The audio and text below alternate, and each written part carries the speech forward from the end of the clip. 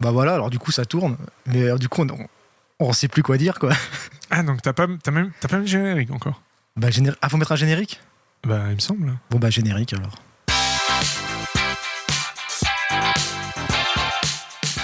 Et salut à toutes et à tous. Salut. Comment ça va Manu? Bah ça va. Ouais. Ça va bien toi? Franchement, bah super, nouveau setup. Ouais. Hein, salut à tous. On dit ça chaque semaine. Hein, donc. On dit ça chaque semaine parce que, bon, faut nous comprendre, on commence aussi les émissions, on commence un peu notre début sur la toile, sur les réseaux sociaux et tout ça, donc on avait commencé avec un épisode de La Grange. Vous êtes toujours sur La Grange, à part ça, vous êtes toujours sur La Grange. Oui, alors le décor reste le même. Et le décor reste le même, mais on s'est dit que peut-être que juste nous voir nos deux tronches en vidéo, c'est peut-être pas super intéressant, et il y a peut-être des gens qui veulent juste nous écouter en faisant autre chose, en faisant je sais pas, en passant l'aspirateur, en étant aux toilettes, ou alors en étant aussi en bagnole. Et du coup, on s'est dit pourquoi pas faire un épisode aussi en audio, quoi. C'est ça. Bah c'est à choix, donc il y aura la vidéo et l'audio. Donc voilà, ceux qui préfèrent nous voir sur YouTube, ben, ils peuvent aussi. Vous pouvez toujours retrouver la partie sur La Grange, la chaîne La Grange sur YouTube. Et là, cet épisode, la partie audio, sera en podcast sur tous les agrégateurs de podcasts, YouTube, SoundCloud, iTunes, enfin voilà, tout ce qui est podcast. Vous pourrez nous écouter et aussi nous voir. Et là, du coup, donc, enfin, à part ça, le format ne change pas, à part ça, hein, Manu. On est toujours sur de la critique de cinéma. On dit un petit peu ce qu'on pense, hein, même si on n'est pas des experts. Ouais, non, alors clairement, on n'est pas des critiques professionnels, mais on n'est pas des critiques professionnels. On donne notre avis de films récents.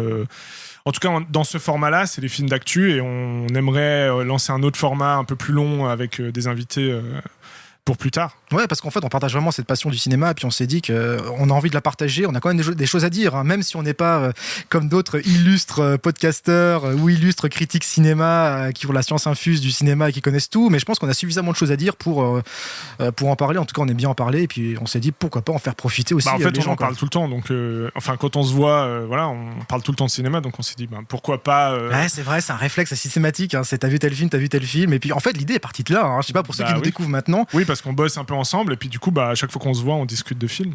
Ouais, et puis on s'est dit, là, pourquoi cette conversation qu'on n'a pas sur un film qui peut durer même 1 heure, des heures, pourquoi en fait on l'enregistrerait pas? Et puis en fait, à la base, on est parti vraiment sur un truc brut, et là, ça fait un petit moment qu'on s'est dit que putain, alors attends, faut qu'on fasse un timer, machin, faut qu'on. Là, c'est vrai que vous voyez pas, mais il y a un écran avec un timer. Il y a un bordel, il y a quelques notes et tout, donc on essaye de structurer un peu pour que ce soit un peu plus digeste aussi. Ah, mais il y a un bordel de setup, c'est juste la folie, quoi. Et puis, on a dit franchement, on aurait dû filmer un peu. Peut-être qu'on mettra des images. Ouais, on mettra un behind the scene comme ça se fait. Ouais. Et puis, mais en tout cas, voilà, on est parti sur un truc, on va se dire, ouais, on s'enregistre et puis on discute, puis finalement, on se stresse. Non, on va essayer d'être un peu cadré et garder une durée raisonnable de quoi, 30 minutes environ? Ouais, 30-40 minutes à peu près, voilà, on va pas non plus vous saouler, quoi. Et du coup, voilà, alors la transition, c'est qu'on va tout de suite parler au fond du sujet. On va parler d'un film qu'on a vu, qu'on a découvert sur Disney+, et ce film, c'est Prey. Waouh, la transition. Oh là là. Transition c'est très professionnel tout d'un coup. Et ça fait classe, hein. Mais en tout cas, je trouve que c'est bien de parler du film. Voilà, si on se met déjà dans l'ambiance Predator, parce que oui, Prey, ça parle du Predator, en tout cas une nouvelle version du Predator proposée par Disney et disponible sur Disney+. Ouais, tout à fait. C'est quoi? Ça fait le 7e film en fait qui parle du Predator, en tout cas qui utilise le personnage du Predator. Il y a les 2 premiers Predator, après il y a Alien vs Predator. Oui, il y a eu Alien vs Predator. Il y a eu 2 Alien vs Predator au cinéma. Hein. Il y a eu Predator, John McTiernan, Predator 2. Le réalisateur, c'est qui a réalisé? J'ai oublié le nom du réalisateur de Predator 2. Alors je l'ai vu hier. Putain, j'ai oublié. Il s'appelle.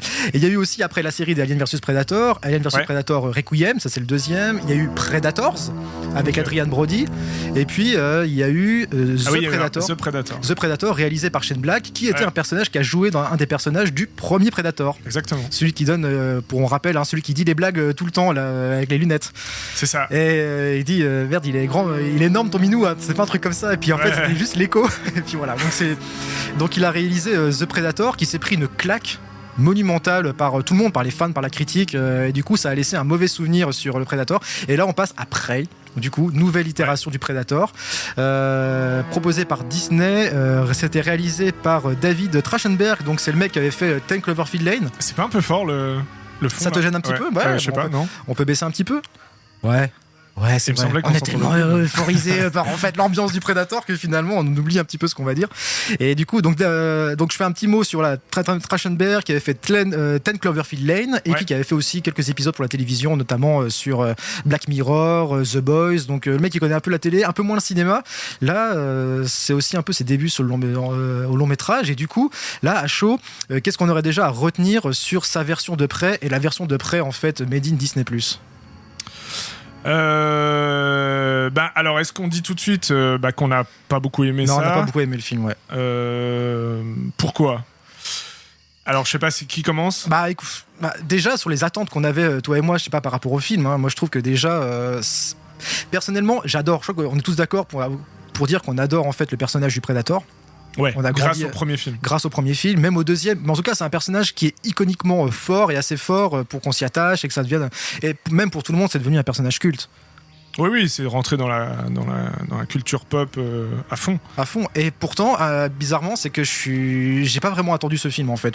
Parce que je savais peut-être que c'est le fait que je savais que c'était Disney qui allait le faire. Et puis, on sait très bien comment Disney se réapproprie des licences et que c'est pas heureux. Donc finalement, j'étais pas dans une grosse attente et je suis quand même déçu.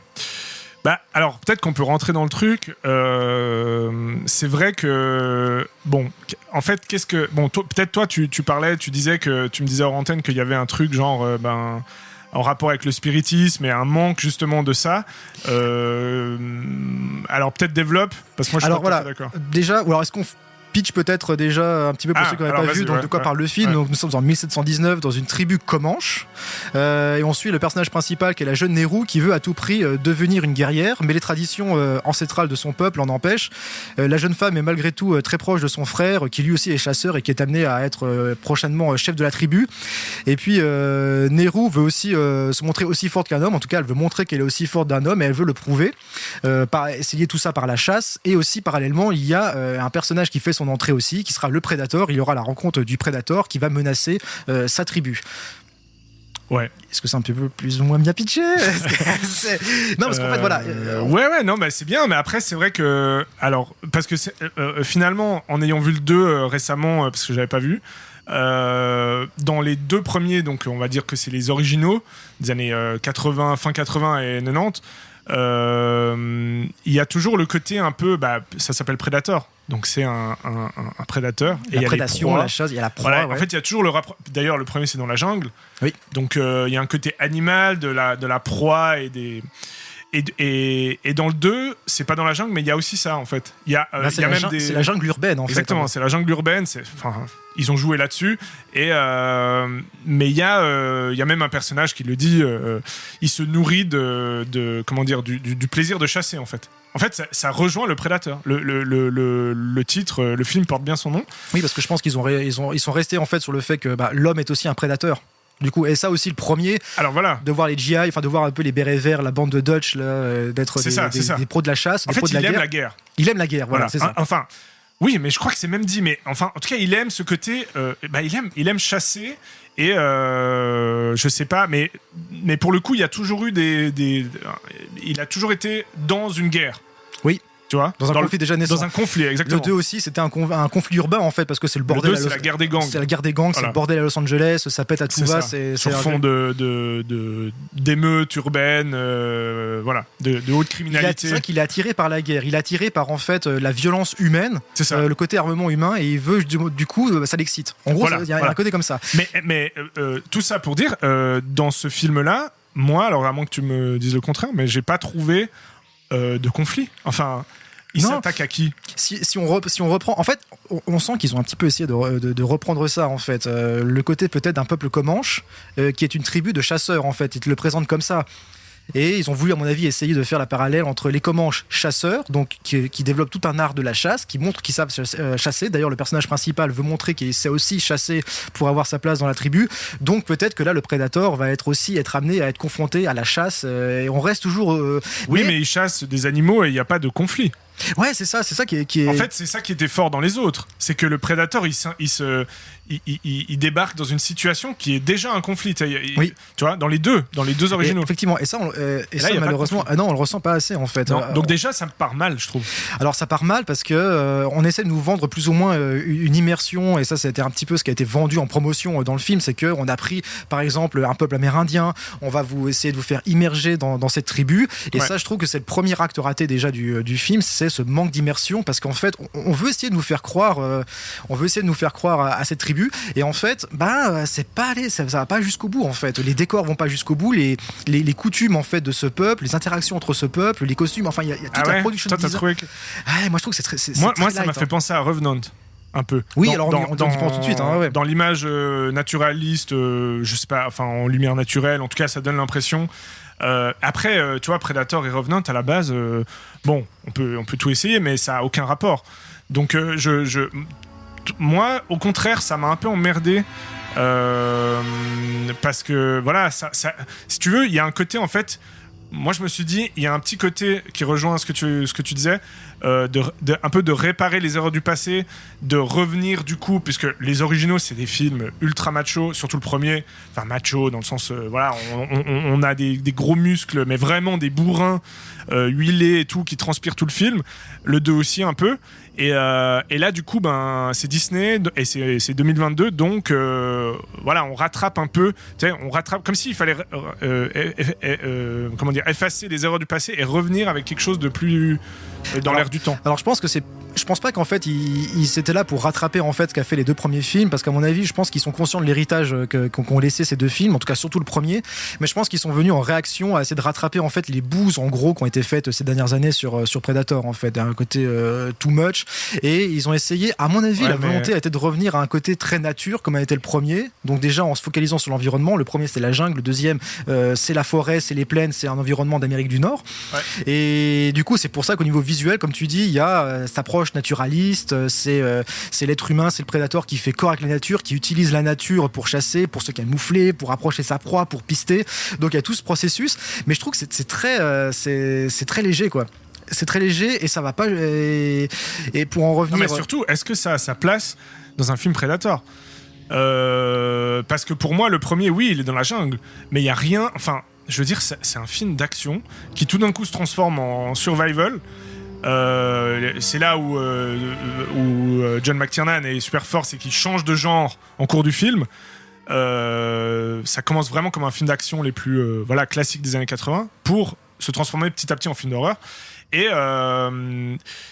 tout ça pour dire, tu disais, oui, est-ce qu'il y a besoin d'une authenticité dans un film Predator ?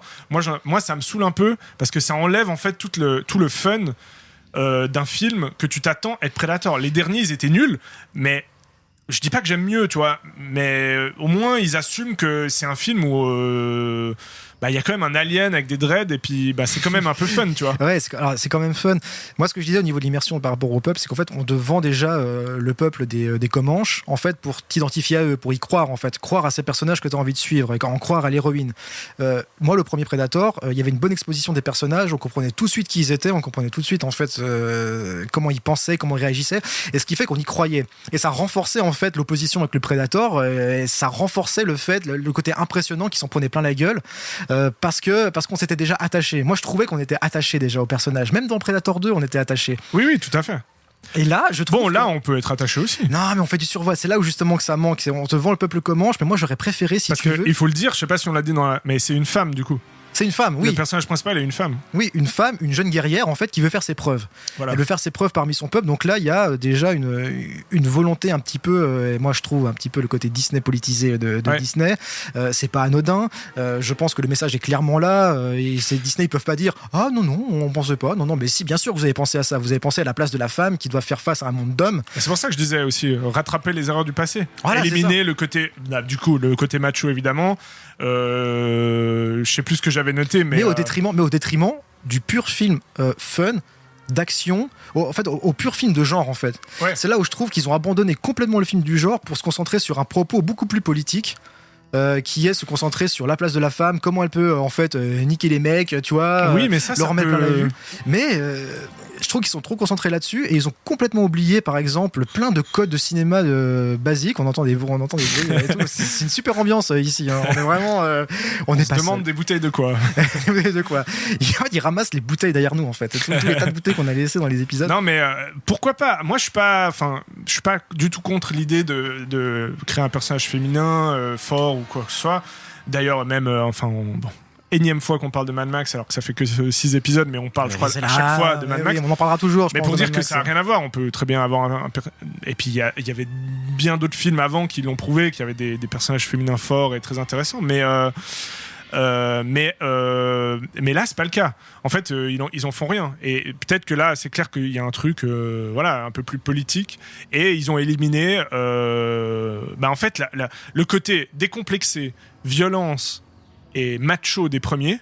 Macho surtout le premier, il est bon. Enfin, parce que ça fait partie du moi je pense que c'est le côté politique de Disney, c'est que en fait ils ont quand tu viens avec côté Disney, c'est que t'as tu sais que tu vas atteindre des millions de gens en fait. Tu sais que t'as une conscience en fait, conscience sociale, une conscience politique. Ils le savent en fait. C'est pour ça qu'on voit à quel point ils ont voulu réécrire par exemple les classiques de Disney, leur passé. Ils ont un problème avec leur passé. En live action, en réécrivant, en réadoucissant les choses. Et puis on sent qu'il y a un problème avec ça et ils veulent en fait un peu corriger le tir en fait, mais là je trouve en dépit du bon sens, ils passent totalement à côté du côté Predator, ils passent totalement à côté de comment on peut mettre des scènes fun à regarder, des scènes de prédation. C'est pas fun, hein. C'est pas fun du tout, c'est pas fun, on se fait chier. C'est trop pris au sérieux. C'est trop, voilà, exactement, c'est trop pris au sérieux. Et puis bon, alors même ça peut se prendre au sérieux, pourquoi pas, mais ça manque clairement d'inventivité. Il n'y a pas vraiment d'idée originale. Hein. Mais c'est ça. Pourtant, l'idée est intéressante. Tu prends une chasseuse comme Anche, dont l'art c'est la chasse, pourquoi pas, mais déjà montre en quoi la chasse c'est leur truc. Et déjà visuellement, il faut que moi j'ai envie de voir, je dis putain, en fait, c'est clair, elle chasse trop bien. Oui, non, c'est pas flagrant. Hein. Et c'est pas flagrant. Et là, je me dis. Et même, c'est déjà quand même un petit argument, quoi. Enfin, juste de dire que c'est une bonne chasseuse, bon. Voilà, mais tout est dans le propos. Il n'y a pas de conflit, c'est ce qu'on disait au début. Mais c'est ça. Mais on te fait pas sentir que c'est une bonne chasseuse. On te met sur une étiquette, genre, c'est limite, ce serait écrit sur son t-shirt, à elle, c'est une grande chasseuse. Ouais. Mais à quel moment en fait on le voit concrètement? Alors oui, on voit vaguement des scènes de chasse, hippistes. Okay, non, parce qu'en plus elle doit prouver que c'est une bonne chasseuse. Donc c'est pas forcément une. Voilà, bon bref, c'est pas une excellente. Enfin, je sais pas si c'est une excellente chasseuse ou pas, mais c'est un peu tout l'argument du film. Donc voilà. Mais après, pour passer à autre chose, et qu'on en discutait un peu avant. Alors l'absence de testostérone et tout ça, ok. L'absence de mecs, en fait, parce que les personnages masculins sont un peu plus. Ok, pourquoi pas, ils ont fait le choix. Second personnage et tout. Après, les deux, mais on va quand même parler du premier principalement, parce que le 2, il est un peu plus sujet à discussion, mais le premier, c'est un film extrêmement, poisseux et. Vivant. Et on en parlait avant, en sueur. Ah, on sent la sueur, on sent la vie. Il y a vraiment tous les défauts, les gros plans, des gouttes qui perlent en fait sur les personnages qui accentuent en fait déjà la chaleur de l'environnement d'où ils sont, la trouille, ils en peuvent plus. Donc en fait tout est conditionné, on est conditionné avec eux par l'environnement et par le côté sueur quoi. Là, c'était totalement absent dans ce film. Il y a un côté tellement propre, tellement aseptisé que... Totalement. Ça veut dire on n'y croit pas, tout fait artificiel en fait. On perd complètement le côté viscéral. On en parlait avant hors antenne, mais c'est vrai que c'est marrant parce que c'est une petite anecdote, mais on essayait de trouver des films actuels dans lesquels on voit de la sueur, des gens transpirer, etc., qui ne soient pas mis en valeur du coup, parce que c'est vrai que c'est souvent ce qu'on évite de faire... même nous ici dans le podcast, on n'aime pas quand on se voit transpirer. Mais au cinéma, ça devient de plus en plus rare. Alors, même des mecs, je veux bien comprendre à la limite que des femmes transpirer, c'est encore pire. À l'image, mais enfin bref, trouver un film actuel où des gens transpirent, ça devient dur. Ouais, alors qu'à l'époque, ça se faisait très régulièrement et en fait, ça rendait aussi un côté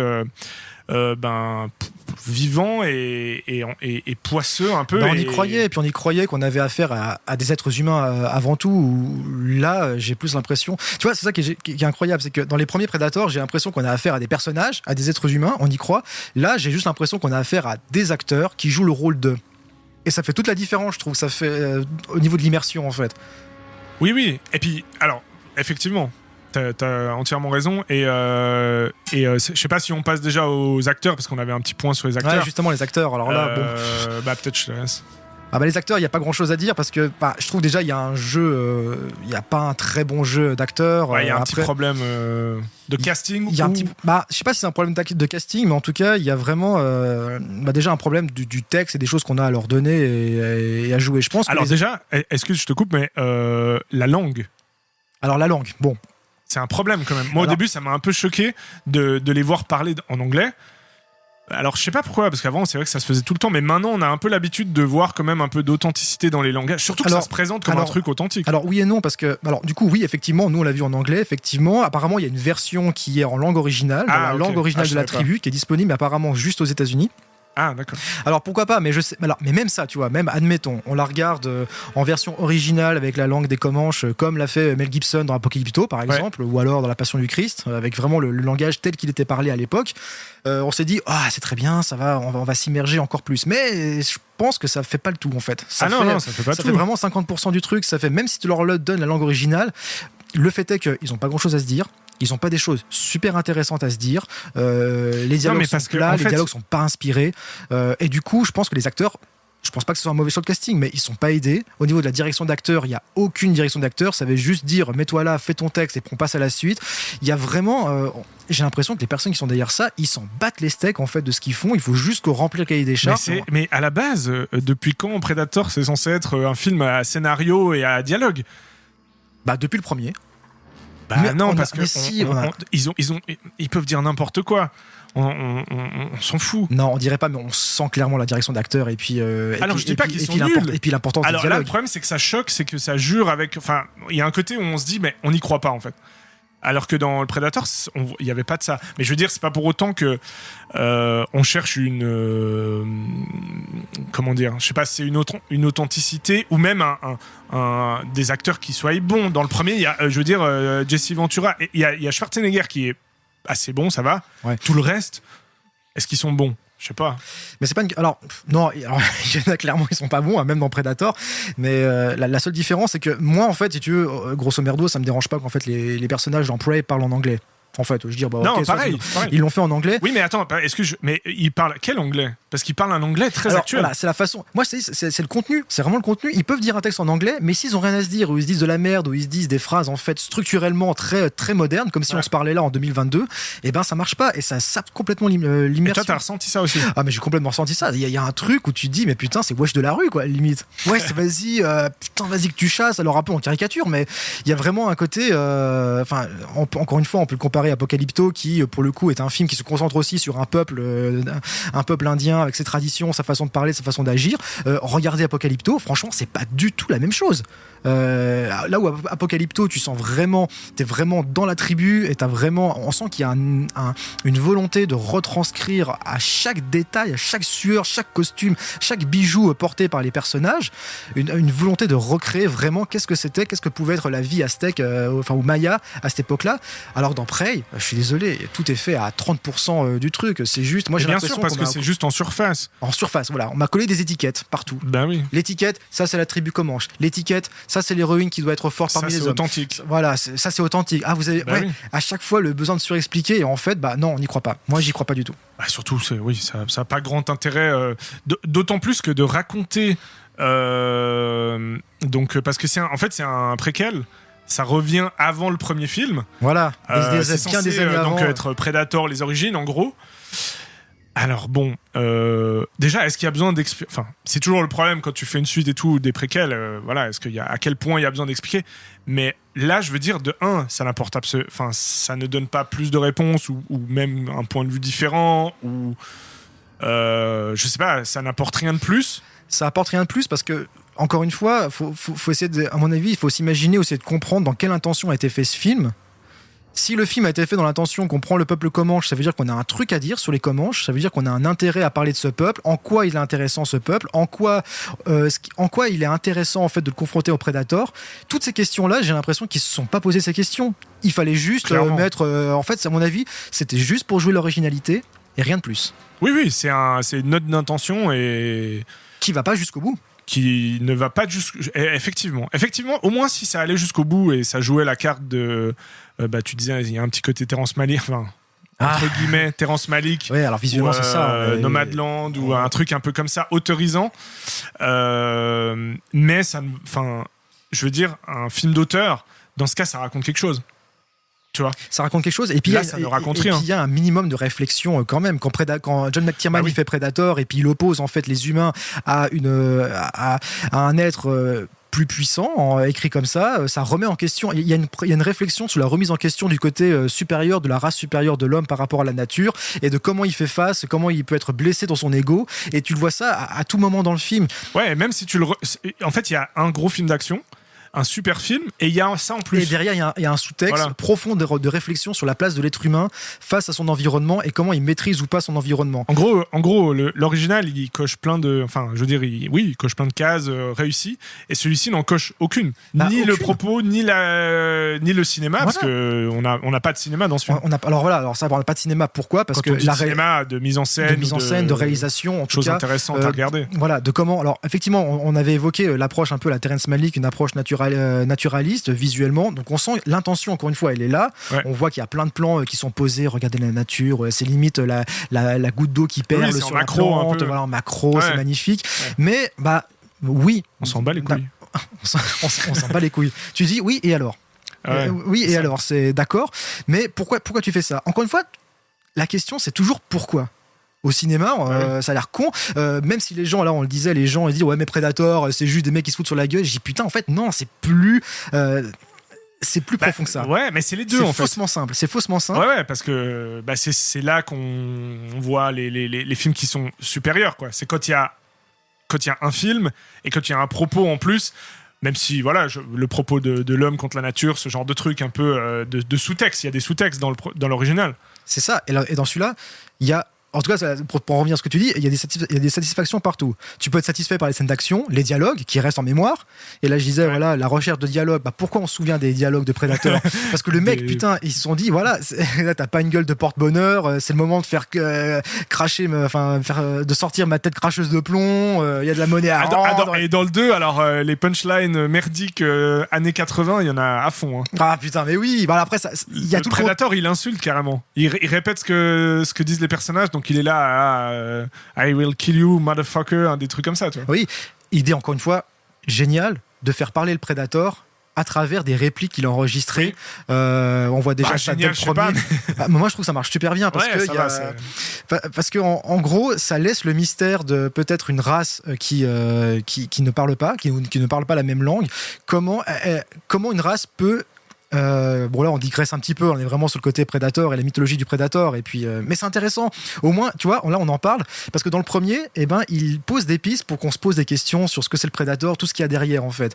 Ça veut dire avec ce qu'il nous montre dans le premier, on peut s'imaginer tout un univers derrière riche, l'origine du Predator, leur façon de parler, leur façon de communiquer, leur religion, et là du coup leur religion, ça me permet de revenir sur un point que je voulais aborder par rapport à Prey et par rapport à la tribu Comanche.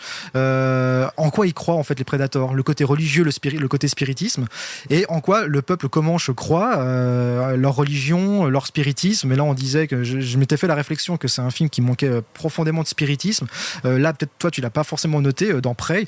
Moi je trouve que si on parle d'un peuple Comanche, j'aurais trouvé intéressant en fait une notion de spiritisme et de religion. En quoi ils croient, en quoi peut-être ils auraient pu croire en un être supérieur qui aurait pu être le Predator. Je sais pas, il y avait peut-être un truc à creuser à ce niveau-là, et ça aurait peut-être pour moi un peu en mode Apocalypto ou même tu vois des trucs comme Aliens. Il y a un côté très religieux, approche religieuse et surtout dans les derniers qui ont été faits comme Prometheus ou alors Covenant, le côté l'alien, est-ce qu'on le déifie, est-ce que c'est peut-être un dieu, et puis et moi j'aurais trouvé ça limite plus intéressant. Dans le premier Predator ils l'ont abordé, parce que dans le premier Predator, je finis vite, on sent que le premier Predator, il y a la nana à un moment donné, elle dit voilà, moi quand j'étais plus jeune il y avait une bestiole qui dépeçait les hommes, et puis on l'appelait le diable qui se fait des trophées avec les hommes. Donc ils savaient pas ce que c'était, et tout de suite ils en ont fait une espèce de diable, de démon. Il y a un côté spiritisme et un côté croyance pour faire peur aux enfants ou je sais pas quoi. Et là je me suis dit voilà, tu vois, le Predator déjà il est déjà présent chez l'être humain depuis des années, et moi je m'attendais à ça dans Prey aussi.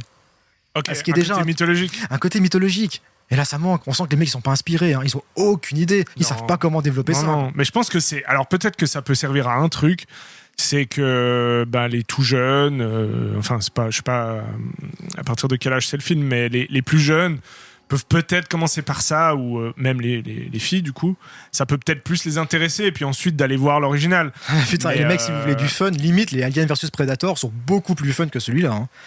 Ah non, mais faut pas vouloir du fun. Et c'est pas des... Pour un film comme ça, c'est pas fun. C'est l'inverse du fun. Et c'est pas des gros films, hein, les Alien vs Predator. On est d'accord, hein, c'est un peu de la merde, mais. Oui, mais alors, mais bon, est-ce que c'est mieux un film série B, un peu nul, mais tu te marres et tu prends quand même du plaisir et tu t'emmerdes pas, ou est-ce que c'est mieux un truc qui se prend au sérieux, qui se prend pour je ne sais pas quoi, mais pas de la merde, et où en fait tu te fais chier. Bah moi, il y a pas de problème à prendre un truc au sérieux. Si j'y crois. Tu vois, Hit, je sais pas, on parle de Hit. Que j'ai vu il y a pas si longtemps. Non mais Hit, je m'y attendais pas. Hit, non mais rien à voir. Mais Hit, enfin je sais pas, je pense à Hit parce que je trouve que c'est un film profondément sérieux dans tous les sens du terme. Ouais. C'est sérieux du début à la fin. C'est dur, c'est sérieux mais on y croit. On y croit. Prey, c'est un film qui se prend au sérieux, qui se prend pour des petits malins de regardez, vous avez vu, on a fait une approche Comanche, ça veut dire qu'on a un intérêt à parler d'un peuple qu'on parle pas assez au cinéma. À mon avis, tu donnes même plus que ce qui. C'est juste de surface. Ah mais moi je pense dans la tête. C'est pour vendre ou c'est juste pour Disney de. C'est pour vendre, mais bien sûr. Mais de faire un truc, on va dire, qui surfe sur l'état d'esprit de 2022. Oui, et c'est pour faire les malins. C'est Disney qui font les malins. Et vous avez vu, nous on a des idées, on fait original, hein, on va chercher des choses originales. Donc du coup, et voilà, ça va. Mais oui. Mais à part ça, rien à voir. Mais je reviens sur un truc avec le jeu, parce que donc il y a l'actrice principale. Alors est-ce qu'elle est mauvaise actrice ou pas, je sais pas. En tout cas, moi je sais pas, elle m'a pas transporté. Le problème avec les acteurs maintenant, c'est qu'on peut même pas savoir si c'est des bons ou des mauvais acteurs, tellement ils ont rien à se mettre sous la dent. C'est triste, c'est lisse. Hein, c'est vrai qu'elle est un peu lisse. Ouais. C'est vrai. Et en plus, il y a quand même des gros trucs qu'on a remarqué, on disait là, quand même un peu caricaturaux. Typiquement, bon, je sais pas, je vais pas spoiler, mais enfin, je sais pas, on spoil un peu. On peut un petit peu spoiler. On part du principe que les gens ont déjà vu et détesté le film et puis qu'ils regardent notre émission, qu'ils écoutent pour savoir que est-ce que je suis vraiment. Alors, je suis sûr que les mecs en fait nous écoutent, ils vont nous écouter en se disant, en fait, est-ce que je suis vraiment à côté de la plaque ou c'est moi qui ai trouvé la merde. En fait, pour les films sur des plateformes, je me dis, les gens ils sont pas pressés de les regarder. Oui, c'est vrai, ils mettent ça. Donc, on va. Mais en gros, à un moment donné, il y a des trappeurs, etc. Mais c'est hyper. Des trappeurs canadiens, je crois, parce qu'ils parlent français. Ouais, ils parlent français, ouais. Et du coup, il y a l'histoire, la grande histoire qui se mêle au truc, et puis il y a. Comment faire c'est les colons. Comment pas plus faire cliché au niveau du comportement, caricatural. C'est vraiment les mecs bourrés, mais alors, mais franchement, mais c'est là on parlait, tu sais, des étiquettes qu'on met sur les personnages et partout des vieux pirates, des étiquettes. Voilà. Alors lui, le trappeur, il a Popeye quoi. Popeye, voilà. En fait, ils mettent des mots clés, peut-être des algorithmes mots clés. Bon là, je pense qu'ils ont pas fait exprès. Putain, enfin, je sais pas, mais il y a un problème avec on n'y croit pas. Ils sont vraiment, c'est comme ça. Ils sont très caricaturaux. C'est vraiment vous dire, vous avez vu en fait. Enfin, je sais pas, peut-être que je suis à côté de la plaque, mais le côté, vous avez vu comme les mecs sont sales, mais là il y a un moyen de te mettre le mec, l'homme, pas femme mais homme, tu vois, pas l'homme en général, mais le côté de le salir, l'humain, le salir, mais un truc de fou. Oui, alors il force en plus à fond le trait. Bon, après, forcer le trait sur les colons, ça veut rien dire, mais je veux dire, forcer le trait sur les colons. Ils ont un peu été méchants avec eux. Non, mais je veux dire, bon, déjà, de toute façon, on s'en foutait jusqu'à avant l'arrivée, donc je vois pas pourquoi tout d'un coup ça nous prendrait. Moi, ça a juste rajouté un truc. Ça a juste rajouté un truc en mode, qu'est-ce qu'ils foutent là ? En fait, il y a plein de choses, mais qu'est-ce que ça fout là ? Moi, je te dis, honnêtement, pour jouer un peu plus simple aussi et un peu pour restructurer nos idées, moi, du début à la fin, je ne sais pas du tout où ce film va, ni ce qu'il veut me raconter. Non. Est-ce qu'il veut me raconter le personnage principal qui veut s'opposer à un monde d'hommes ? Est-ce qu'il veut s'opposer au Predator ? Quelle est la place du Predator ? Pourquoi on met le Predator ici alors qu'en fait on a déjà une histoire, en fait, si tu veux ? Parce que si c'est juste une histoire de femmes dominées par les hommes qui doivent faire ses preuves, franchement, le Predator, tu l'enlèves. Hein. Enfin, t'as pas besoin forcément de mettre le Predator. Hein. Tu peux. Ouais, après je pense que dans le monde, dans le cinéma actuel, etc., c'est plus vendeur de prendre une franchise, et puis pourquoi pas mêler. Moi, je suis pas contre l'idée de mêler un film qu'on connaît une franchise qu'on connaît avec Batman. Moi, par exemple, The Batman, j'ai beaucoup aimé. Bon, toi moins. Mais là aussi, on va pas revenir sur le sujet. De Batman. Enfin, on a fait une vidéo dessus de toute façon. Mais pour dire qu'il revenait sur sur une franchise, tout en essayant de faire autre chose. Pourquoi pas. Je suis pas fermé à ça, mais oui, mais voilà, c'est un truc qu'on a déjà vu. Et tant mieux, les mélanges de genres où tu prends un truc purement imaginatif qui part sur de la fantaisie pour te parler d'un sujet social qu'on connaît tous. Voilà, ça c'est fait.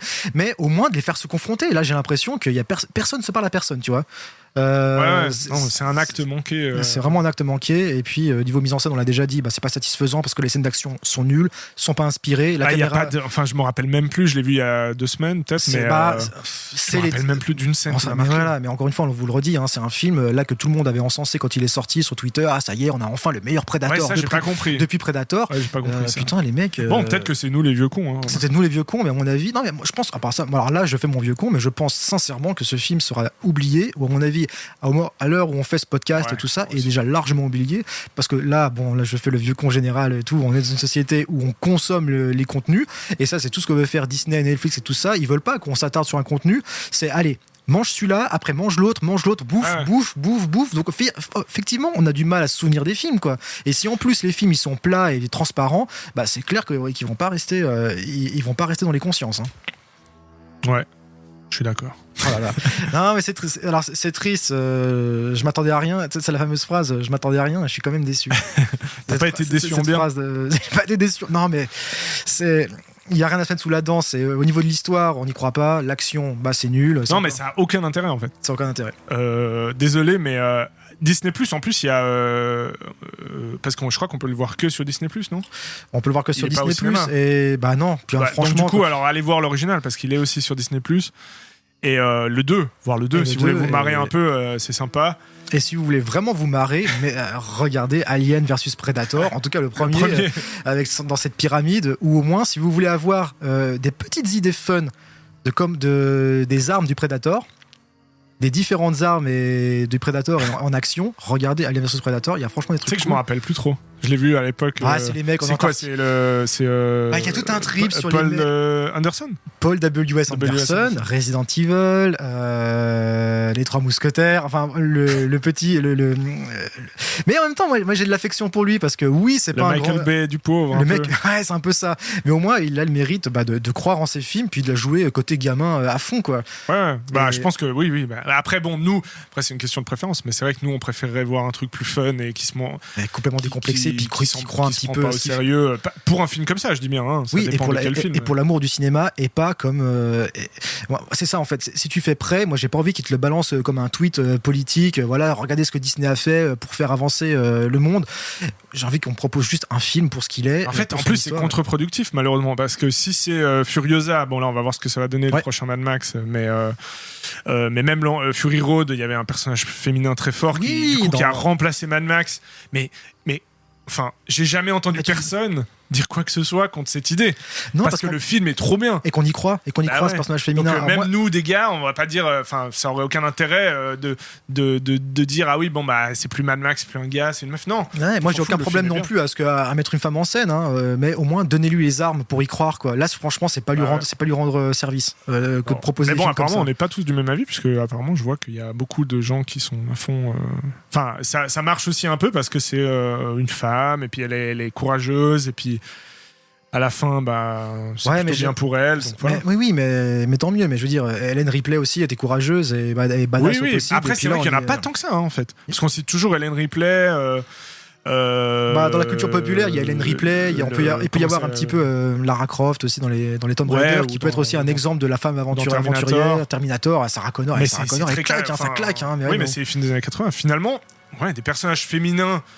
Actuels et tout dans des super films, bon peut-être je dis des conneries, peut-être qu'il y en a plein, mais elles agissent, elles font des trucs dans des films d'action on va dire, à part Fury Road, finalement il y en a peut-être pas tant que ça non plus, là on en bouffe, on avait vu ce qu'il y a, c'est qu'on a beaucoup repris des franchises et là, du coup, on va peut-être sur quelque chose de plus général sur la femme au cinéma. Et là, franchement, ça peut être un super sujet de. Ah oui, Halloween. Ouais, les derniers Halloween. Les derniers Halloween, il y a SOS Fantôme. Ils ont repris SOS Fantôme avec que des personnages féminins. Ils ont fait Wonder Woman. Très bon exemple, je pense. Mais voilà, mais je veux dire, pourquoi. Ok, d'accord, tu reprends SOS Fantôme avec des personnages 100% féminins. Pourquoi pas, d'accord, mais putain, mais fais un film intéressant. Fais-leur faire des choses fun et de la créativité. Oui, mais c'est pas, il suffit pas de le vouloir, quoi. Pour voilà, il faut aussi des gens, il faut des gens, une production, de l'argent, une volonté déjà. Il faut de l'inspiration derrière, effectivement. Il y a eu Wonder Woman. Putain, Wonder Woman, apparemment, qui est censée être l'égérie en fait de la cause féministe et féminine dans le monde du cinéma et de la pop culture. Putain, au secours. Si Wonder Woman, c'est un film féministe ou féminin, putain, faut le montrer, hein, parce que putain, c'est un condensé de. Là, on digresse, hein, mais je pense que c'est intéressant parce qu'il y a cette volonté de replacer un peu la femme comme héroïne principale. Donc, ça, ok. Mais putain, avec les boosts qu'on voit actuellement, c'est pas leur rendre honneur, c'est pas leur rendre service, et c'est vraiment dommage. Et c'est sûrement pas Wonder Woman et puis celle qui est dans Prey, là, qui vont laisser un souvenir impérissable, en fait, de la femme qui prend les actes. Hein. Et je parle même pas de Atomic Bomb avec je sais plus qui, là. Putain, quelle horreur ce film, quoi. Mais... Tu sors des films. Atomic Blonde. Ouais. Je sais plus avec qui c'est qui joue dedans, mais alors. Oula, ouais. La blonde. Ah, ça y est. Oh, ah putain, la mannequin. La mannequin, ouais. Bah, celle qui joue dans Fury Road.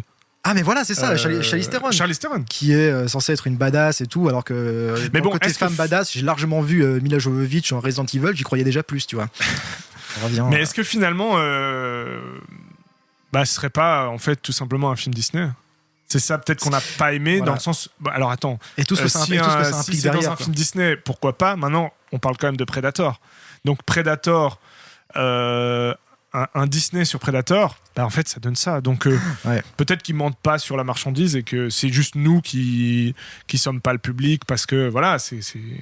Bah nous, je pense. Alors, ouais. Nous, on veut voir le Predator qu'on connaît et puis maintenant, voilà, Disney s'est réapproprié le truc. Mais c'est un film Disney en fait. Ça fait toujours bizarre quand même. Hein. Même quand ils l'ont annoncé, putain, Disney Predator, tu fais Disney Predator, ça fait bizarre quand même. Ouais. Il y a un truc. Oui, ça matche pas pour nous. Ça joue pas. Donc voilà. Donc si vous voulez vous faire aussi votre propre avis, hein, peut-être que vous n'êtes pas d'accord avec nous, dites-le aussi dans les commentaires, en tout cas sur YouTube, quand on va remettre la vidéo, ce que vous avez aimé ou pas dans le film. Mais en tout cas, c'est compliqué en fait. Et c'est un crève-cœur à chaque fois de faire ressortir des icônes du cinéma et de la pop culture pour essayer de les rentrer au chausse-pied, au forceps dans une façon de penser de notre société actuelle. Et tu sais, quand on parle du genre Fish Out of Water, en fait, le genre de film où le personnage il est dans un environnement, il n'a pas du tout sa place, il ne connaît pas. Et bah, c'est un peu ça, je trouve, que dans les personnages de pop culture qu'on a maintenant, c'est le Predator. Tu le fous dans ce film-là, et je dis, mais qu'est-ce que je fous là ? Moi, je me suis posé la question, le Predator, qu'est-ce qu'il fout dans ce film ? Juste pour la caution, en fait, Predator, c'est cool. C'est vrai que ça aurait pu être, par exemple, n'importe quel animal sauvage. N'importe quel prédateur, un puma, un grizzly. Voilà, au début, c'est ça, les prédateurs dans le film. Il y a un puma, il y a une petite scène un peu d'action là-dessus. Ça n'aurait pas changé grand chose en fait si ça restait un animal sauvage. Ce soit le Predator, ça mais oui, c'est ça. Si tu mets le Predator, montre en quoi c'est intéressant de mettre le Predator. C'est juste ce qui manquait. Ouais, c'est vrai. C'est ça que, c'est ça qu'on a été, qui nous a déçus nous. Ouais, complètement. De pas retrouver en fait la raison d'être d'un truc, d'un film comme Predator. Et finalement, c'est pas plus mal. Est-ce qu'on avait vraiment envie d'attendre le Predator ? Moi, personnellement, j'avais pas nécessairement l'envie de revoir le Predator au cinéma parce que, je sais pas, il y a peut-être d'autres aussi créatures, il y a peut-être d'autres personnages à créer et d'autres façons de faire. Hein, je veux dire. T'as aimé les deux derniers, enfin avant-dernier du coup, juste avant Prey ? The Predator. Ouais, alors il y a Predators où ils sont sur la planète des Predators et puis avec Adrien Brody. Alors ça c'est nul à chier, hein, vraiment. Là encore une fois, il y a. Je l'ai vu pourtant, mais. Il y a aucune. Là c'est encore une fois on coche les cases. Il faut qu'on voit le Predator, il faut qu'on voit qu'il y a la scène où il fait. Oui, alors là ça prétend même pas être autre chose. Hein. Voilà, c'est ça. C'est con et il y a aussi peu d'intérêt que dans Prey. Complètement. Ah bah oui, là c'est clair. Mais il y a peut-être Adrien Brody, je sais pas. C'est comme un bon acteur aussi. Tu vois, tu prends un acteur quand même qui a de la prestance et puis tu dis mais qu'est-ce qu'il fout là-dedans ? Mon Dieu, au secours. Donc c'est un peu triste. Puis l'autre c'est bref. Après les autres films n'ont pas d'intérêt en fait. arrêtez-vous au premier, je dirais. Voilà, c'est ça. Et si vous êtes un peu déviant, allez jusqu'au deuxième, que moi j'aime bien. Ouais, moi aussi. Il est Ouais, marrant. ouais, il est marrant. Mais comparé au premier, le premier, si tu veux, il y a une sorte de comment on Il y a appelle, une de finesse. une finesse exactement, ouais, qu'il n'y a pas dans le deuxième. Ouais. qui a pas dans le deuxième et qui apporte en fait sa contrebalance avec le côté bourrin du film. Et la mise en scène est hyper classe en fait. Enfin, voilà, par rapport à... c'est le côté léger de McTiernan, là où le deuxième, il y a un côté plus film lambda des années 90. Quoi. On sent plus ce truc-là. C'est ça. Donc voilà, bon, je pense qu'on va pas non plus tourner autour du pot sur ce film. Hein. C'est quand même dingue qu'on ait déjà mis autant de temps en fait à parler d'un film comme ça. On s'est étonné nous-mêmes. Ouais, on a quand même beaucoup de choses à dire pour un film qui franchement qu'on a déjà oublié et que vous oublierez tous sûrement ou pas. En tout cas, revoyez-le et dites-nous ce que vous en avez pensé. Nous, on arrive à la fin de cet épisode de podcast vidéo de La Grange. Ouais. On avait dit à chaque fois qu'on faisait un petit peu aussi les recos de ce qu'on avait vu ou de ce qu'on conseille. Bon là, on l'a plus ou moins fait. Hein. Rematez-vous les premiers Predators, en tout cas, ce sera toujours ça. Et du coup, on se dit à la prochaine fois pour un prochain épisode sur un prochain film.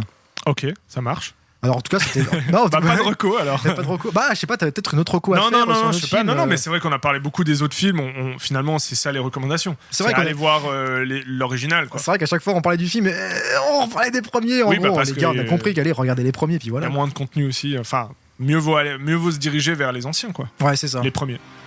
Complètement. Et alors du coup, on vous dit peut-être pas ce qu'on va faire pour le prochain film. Hein, on sait pas encore. Ça va être la surprise. En tout cas, n'hésitez pas à vous abonner du coup au flux de podcast de La Grange. Ce sera La Grange le podcast. Et si vous voulez aussi voir la vidéo, je le répète, vous vous abonnez à la chaîne sur YouTube. Ouais. Lâchez des petits pouces bleus, lâchez aussi des commentaires. Ça va être important aussi pour nous, pour les référencements, ce que vous pensez des films qu'on parle, mais aussi ce que vous pensez de l'émission. Si vous avez des suggestions, voilà, si vous trouvez que c'est cool, non, on devrait plus faire ça. Donc nous, on est à l'écoute aussi de toute suggestion pour améliorer ce format. À fond. Bah oui, n'hésitez pas à commenter. Et puis effectivement, comment on change de format chaque semaine. Bon là, je pense qu'on tient un truc et on va s'y tenir. Parce que c'est vrai qu'en même temps, il faut aussi... C'est ça le concept en fait. Le concept, à chaque épisode, c'est un concept différent. Bientôt, on va le faire à poil, par terre et tout. Salut.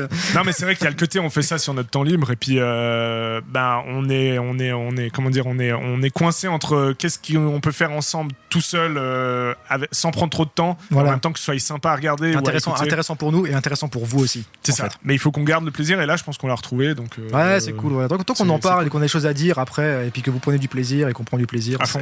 À fond. Mais ouais, n'hésitez pas à commenter aussi et puis nous dire voilà, ce qui va bien, ce qui va pas. Et on accepte les critiques. On accepte bien sûr toutes les critiques, parce que nous on critique, mais on peut aussi accepter les critiques. À fond. Bon, cool, merci Manu. Merci à toi. À la prochaine, merci à tous. Yes. On vous dit à la prochaine pour un prochain épisode du podcast de La Grange.